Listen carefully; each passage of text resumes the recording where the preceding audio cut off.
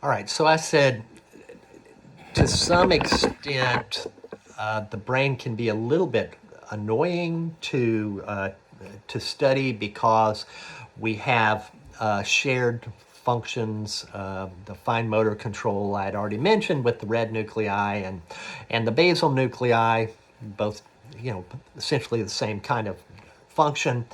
Um, but we had said that we have, and we have sort of artificial separations, right? So you could have just had the brainstem, right?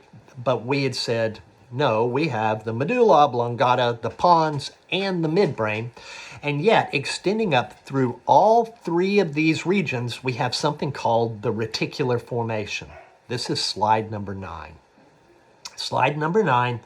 And so we had said this is a location where we have cell bodies of neurons that are going to have a lot of functions that are basic to life, to survival. Somatic, so some of these we have sort of, what do we have? 1, 2, 3, 4, about 5 major functions that we're going to apply to all of this region. Somatic motor control. Somatic meaning muscles. So muscle contractions to maintain muscle tone, balance, posture. Central pattern generator. We had said that, we had talked about the spine has this as well. Rhythmic aspects of breathing and swallowing. That's one of the 5 functions that is being controlled through this reticular formation. The cardiovascular control. We had said the rate and speed and force of heart contraction. Pain and modulation of pain. It ends up, you have mechanisms for reducing pain. And this, we'll talk about the analgesic pathway at a later time. We'll talk about that and how you can block a pain signal. Sleep and consciousness. We have something called the reticular activating system. When an alarm clock goes off and it wakes you up, this is from what we call the reticular activating system. Now, if you look at physiologically, if you compare sleep and coma, what you find is they're very, very similar. But what is the difference? You can wake up from sleep. And so when you are, anesthesia, one of the ways that anesthesia works is you can block this reticular activating system. I remember, there's a number of functions for habituation, or a number of examples for habituation, the 5th function. You may have seen sometime in the past, there's sort of an iconic movie, The Blues Brothers, and they go back after the one of them got out of prison, they go back to the other one's apartment, and it's right next to the metro or whatever. And every time the train goes by, the whole house shakes and is, like crazy, and they're asleep. And you might think, well, how in the heck could you sleep through that? Well, it ends up your brain has a way of ignoring inconsequential sounds.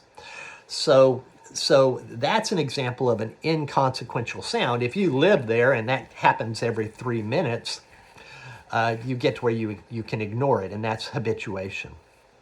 In Vietnam, fighter pilots in Vietnam were using more and more sophisticated airplanes.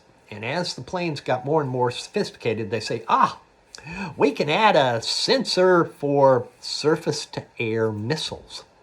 But there was so much going on the pilots were doing, and they had to fly.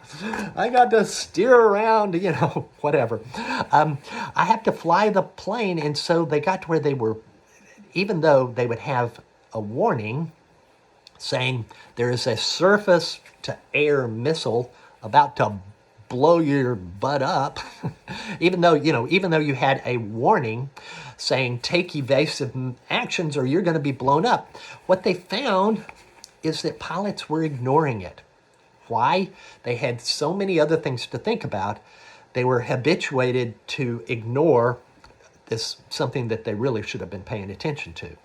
And so what has happened with the military aircraft is as they've gotten more and more sophisticated, they've taken a lot of the required activities of the pilot for just flying the airplane so it doesn't crash into the ground, and taken over with computers to allow them to focus on important stuff like those kind of warnings.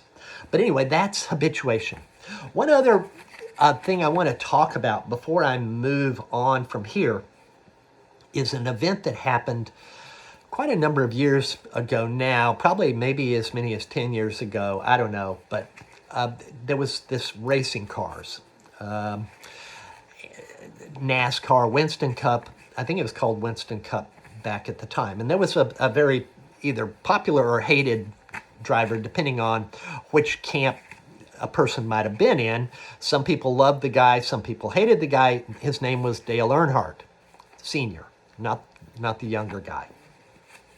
And he was racing in the Daytona 500, and he had a wreck, and he was killed.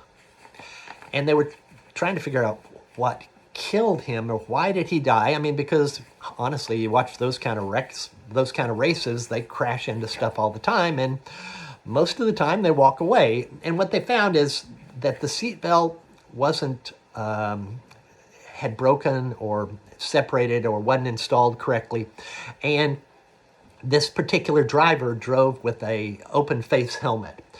And so because the seatbelt broke, his chin hit the steering wheel, and he got what they call a ring fracture of his skull.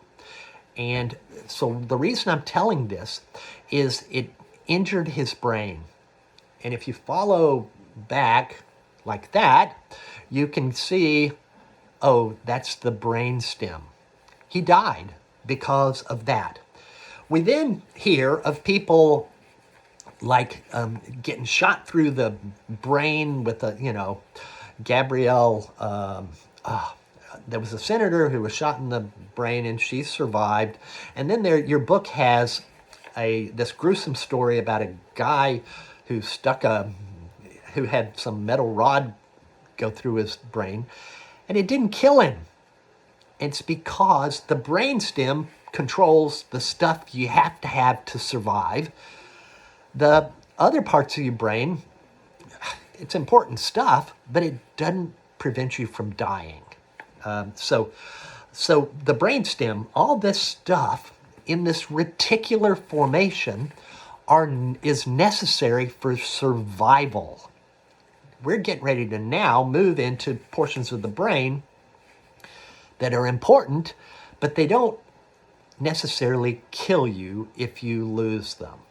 Okay, we're going to go to the cerebellum now, and it is going to be the part of the brain that it's like a little secondary, it looks like a little extra brain that's below your cerebrum.